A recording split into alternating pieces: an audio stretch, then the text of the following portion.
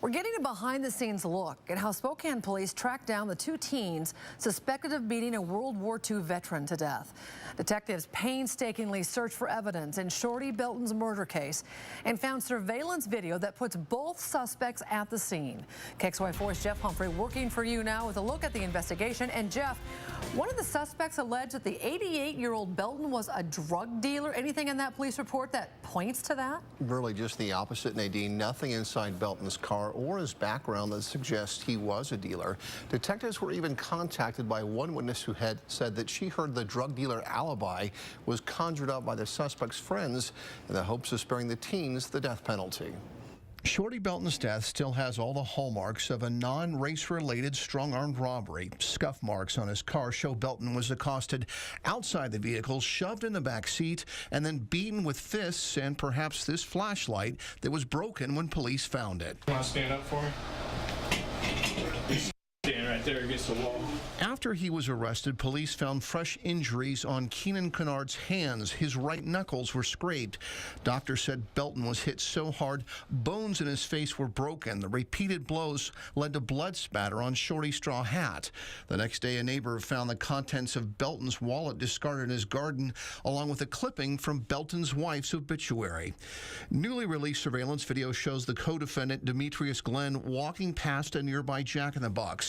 Glenn surrendered himself. Relatives gave police a tip about where Kennard was hiding. You know why you're here? There's a warrant for your arrest, right? Once in custody, detectives tell Kennard his friends have ratted him out, but the 16-year-old refuses to give investigators any information. I'd like to talk to you about what's going on. Maybe you can clear some things up for us, because I don't know if I know everything. All right?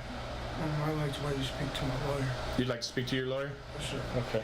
Even before his arrest, Kennard's Facebook page had become a lightning rod for racist. The comments are one of the ways detectives learned that a white supremacist group had put a bounty out on the suspects' heads, and why even today there's extra security at their court appearances.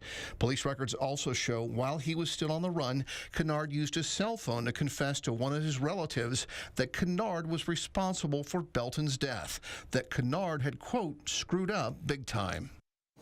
And thanks to the district resource officers in our schools, as well as the staff of the Juvenile Detention Center, police learned the names of their suspects as soon as they made stills of that surveillance video and started showing it around. And so, Jeff, detectives also were given inaccurate information during all this? Well, inadvertently, people went to the Spokane News Facebook page and they saw that they had put up the video, surveillance video, and then a young lady had joined in and said, I know who that guy is. And so the Spokane News viewers, they urged her to call police, and she said, I'm not going to do that because I'm not going to rat this guy out. Yeah. Well, those people worried that might happen because she deleted it and wouldn't call police.